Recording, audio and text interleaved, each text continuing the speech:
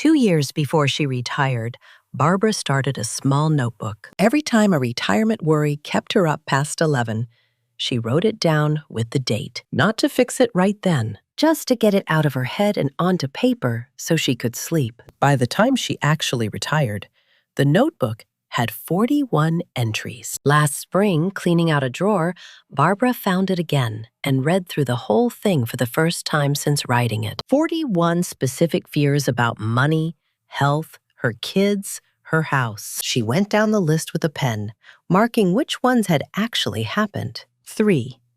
Out of 41, 3 had come true. And none of the 3 were as bad as she'd imagined at 1 a.m. 38 fears, dozens of sleepless nights, and almost nothing to show for it except the hours themselves, which she was never getting back. She sat at the kitchen table with the notebook open and did some rough math in her head. If each entry represented, on average, even a single restless hour, that was over 40 hours of her life spent bracing for things that mostly never showed up. 40 hours is a full work week. She could have taken a class, finished the quilt she'd started 3 years earlier, or simply slept. Here's the strange part, though. Barbara isn't unusual. This is close to the normal pattern, and there's real research behind why. Today, we're going to talk about the retirement worries that almost never come true. Why your brain insists on generating them anyway, night after night. And how to tell the difference between a worry worth having and one that's just noise. And we're going to end with a simple, practical way to get some of that wasted time back. I'm Helen.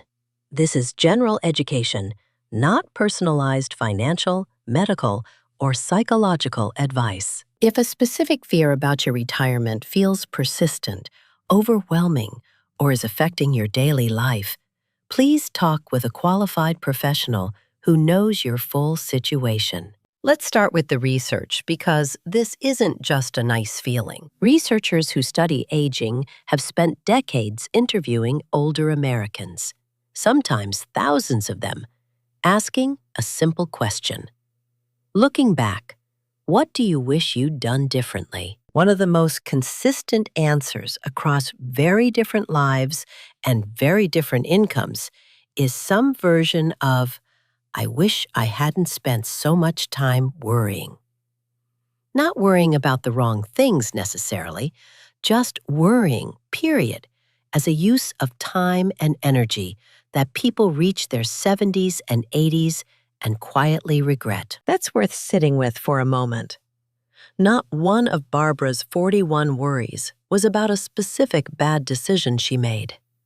They were almost all about things that hadn't happened yet, and mostly never did. Now, why does this happen? Part of the answer is a well-documented pattern psychologists call the spotlight effect. In a classic experiment, researchers had college students wear an embarrassing t-shirt into a room full of strangers. Then asked them to guess what percentage of people in that room had noticed. The students guessed high. The real number was much lower. We are, it turns out, the stars of a movie almost nobody else is watching. That effect doesn't retire when you do. It just changes costumes. Instead of worrying whether people noticed an old t-shirt, retirees worry whether people notice a smaller house, a modest car, a vacation they didn't take, or a birthday gift that was thoughtful instead of expensive. Barbara had at least 6 entries in that notebook about what her sister-in-law would think of her decisions. Her sister-in-law, it turned out, had barely registered any of them. She was busy worrying about her own list. Think about how that plays out at an ordinary family gathering. Barbara once spent an entire afternoon before a holiday dinner rehearsing how she'd explain that she and her late husband's pension hadn't kept pace with her sister-in-law's, in case anyone asked about the smaller gift under the tree. Nobody asked. Nobody noticed. Everyone else at that table was privately rehearsing their own version of the same speech about their own perceived shortfall to an audience that was equally distracted. Here's the financial version of this same trap, And it's worth naming directly. Spending decisions made to satisfy an audience that isn't actually paying attention. A bigger home than you need. A car replaced before it needs replacing. A gift sized to impress rather than to express. None of that is inherently wrong. But when the real reason is an imagined jury of people who've mostly stopped thinking about you, it's worth noticing. So that's the first category. Worry about being watched and judged when the audience is mostly imaginary. The second category is worry about disaster.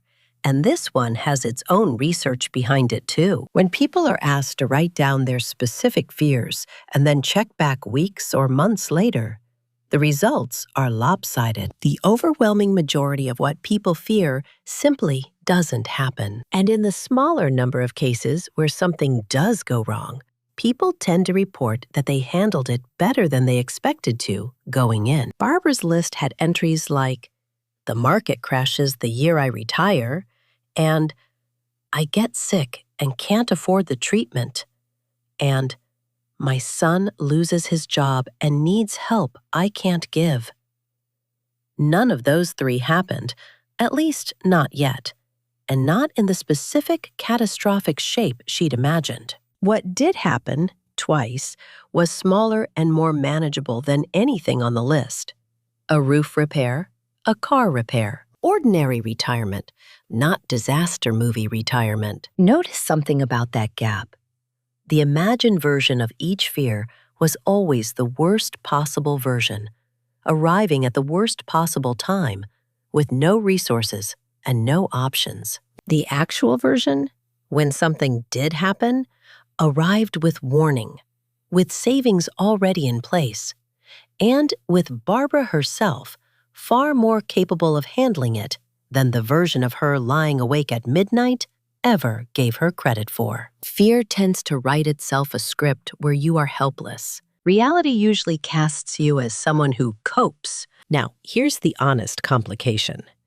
Because it would be irresponsible to tell you worry is always pointless. Some of what feels like worry is actually planning wearing a disguise. And planning is not the enemy here. The difference is simple, and you can test it on yourself. Planning has an exit. You think about a real risk, you take a concrete action, an emergency fund, a Medicare supplement, an updated will, a conversation with your kids about expectations. And then the thought is finished. It did its job. Worry, on the other hand, loops. It's the same fear, returning at 11 at night with no new information and no available next step, just replaying. If Barbara had used one of her 41 nights to actually call an insurance agent about long-term care coverage, that's planning, and it might have prevented a real problem. Instead, most of those nights were the same fear circling with nothing to do about it right then, except lie there. That's the tell. Planning produces an action and then goes quiet. Worry produces nothing and comes back tomorrow. There are absolutely retirement risks worth real attention. A serious market downturn hitting in the exact year you start withdrawing. A health event before you're eligible for full coverage. Outliving your money if you live longer than your plan assumed. Those deserve planning, not dismissal. The goal isn't to stop thinking about your future. It's to notice when thinking has stopped producing anything useful. It also helps to notice who benefits from your worry staying unresolved. Nobody is profiting from Barbara's sleepless nights. But the pattern itself has a kind of gravity. A worry that never gets an action attached to it doesn't fade quietly. It just waits for the next quiet moment to resurface, wearing slightly different clothes. The market crash fear becomes an inflation fear, becomes a healthcare cost fear. And if you never once ask, is there something to actually do here? You can spend a decade rotating through variations of the same unresolved feeling without ever noticing you're on a loop. So here's a simple habit you can borrow from Barbara's notebook, minus the 2 years of losing sleep over it. When a retirement worry shows up, Write it down with the date, right then, however briefly. Then ask one question. Is there an action I can take on this in the next week? If yes, that's planning. Take the action and let the worry close. If no, there's genuinely nothing to do about it yet. Write revisit and a date about 90 days out. When that date comes, look back. Most of the time, you'll find what Barbara found. The thing either didn't happen, or it happened in a smaller, more survivable shape than the version that kept you up. And you'll have a real, growing record of how often your fears turned out to be wrong, which is worth more than any pep talk, because it's your own evidence. There's a quiet side benefit to keeping this kind of record. After a few months, you stop needing to trust a stranger's research or a video like this one to make the case. You have your own private data set, written in your own handwriting, showing your own track record. That's a sturdier kind of confidence than a mantra, because it's built out of your actual life instead of somebody else's promise. Barbara still has worries. She's human, and retirement doesn't erase that. But she started a second notebook, and this one has a rule. Nothing goes in unless she's also written down whether there's an action attached. Most nights now, there isn't one. And she's learned that's her cue to close the notebook, turn off the lamp, and go to sleep, instead of opening it further and rereading the same worry until it feels bigger than it started out being. 3 real things happened out of 41 imagined ones. That ratio is not a guarantee for your own life, and it's not permission to ignore real risks. But it's a fair question to ask yourself the next time a fear keeps you up. Is this something I can act on? Or is this just the same movie playing again for an audience that already left the theater a long time ago, without telling you it was leaving? If you've ever looked back at an old worry, months or years later, and realized it simply never happened, tell us about it in the comments below. And if this kind of honest, practical look at the psychology of retirement worry is genuinely useful to you, subscribe to Quiet Wealth After 50 for more conversations about money, independence, and peace of mind after 50.